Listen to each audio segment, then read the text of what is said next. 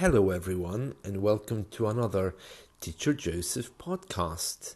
Today, we're going to look at conditionals, the conditional tenses. Scary, aren't they? Well, actually, they're not that bad. You just need to practice using them. The problem is the books and language schools and teachers often explain only the rules about them, and that's not really very helpful when you actually want to use them. It would be a little bit like me explaining how to make a delicious Indian curry when all you want to do is actually eat it. Yeah, there would be no point in me telling you, oh, and then you add the carrots and then you add the delicious things. You would be thinking, just let me have the curry. I don't really need to know what's in it or how it's made. Just give it to me. Thank you. So the conditionals are a little bit like that. All right. So we'll go through them quickly, but don't worry. It's very easy. So in English grammar, the conditionals are clarified or classified into 5 different rules. So there's 5 conditionals. A few of them are very obvious and they're usually missed out. The zero conditional, you have present tense and present tense for things which are always true. So, for example, if the sun goes up, the sun goes down. If I cook, people die. These are really to state things which are always true, basically stating the obvious. And you have the next conditional, which is the first one. If I cook, people will die. So this time we're not saying that it always happens. We're saying that it usually happens. Yeah, that's usually the way it works. And then the next one, the third one, is if I cooked, people would die. So again, we're moving away from the last one in terms of time. So remember, that zero conditional, things were always true. That first conditional, things were usually true. And now we're saying, well, this is hypothetical. If I did this, that thing would happen. But there's no possibility of it happening. It's only a hypothesis. So we're no longer in any kind of real time. If it rained in the desert, Arabs would be very happy. Yeah? So we don't know if it will rain. We're just talking about what the result could be. We're speculating. All right. So we have the zero conditional, always true. The first conditional, usually true. And the next conditional, hypothetically true. So the most common one that we usually use is the first one, of course. You know, if I sleep too much, I will miss my lessons. And that really will happen if I'm not careful. So, right, that's the first 3. And then there's 2 more. Okay, there's 2 more. So we've done the zero, the first and the second. The 2 more now, these are a little bit harder. Okay, so they're both formed in the first part with the past perfect. If I had. Okay, so if I had cooked in Italy, the Italian people would have been dead in the past. Let me give you a better example. If I had lived in Russia, I would have been speaking Russian in the past. Okay, so it's always formed with had done, had played, had lived.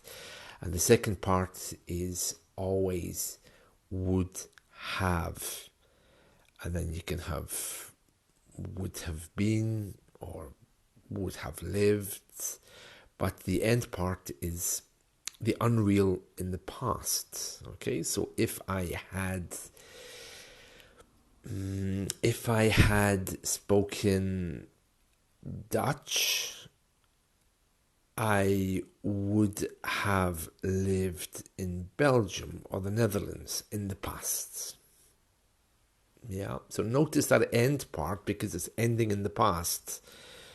Okay, and the next one, the last one, which is called the mixed conditional, is when we come up to the present. If I had looked at the map, I would be home now. Yeah. If she had driven slower, she would not have crashed the car. Yeah. Or if she had looked at the map, she would have reached her destination by now.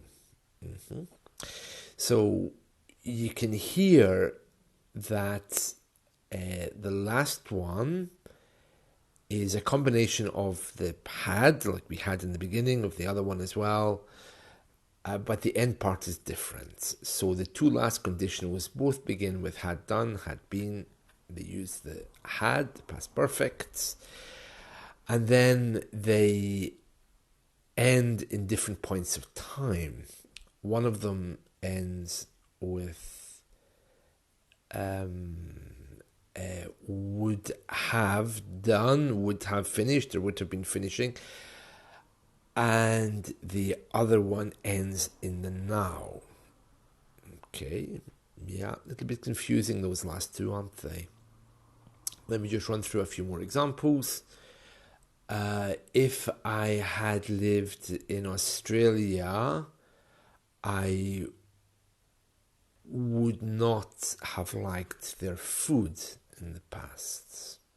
Okay.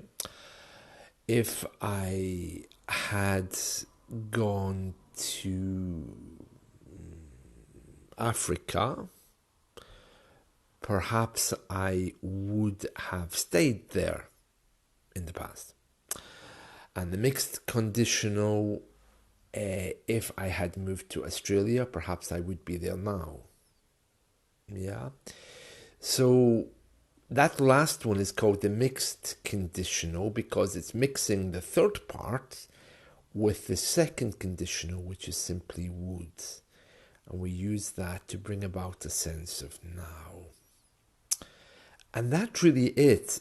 I just want to say that, of course, it can get a bit more complex because we can mix conditionals in different ways. But those are the general rules. And it also can get a bit confusing if you use the verb had. For example, if I had had a dog, and you see they were not using the participle because we're using had. So had is the participle, then had the possessive, and then a dog. Then I would have been very happy, or I would be outside now, to use the mixed. Okay, that's it. That's it. There isn't really anything complex about the conditionals. You just have to practice them more. That's all. So good luck with that.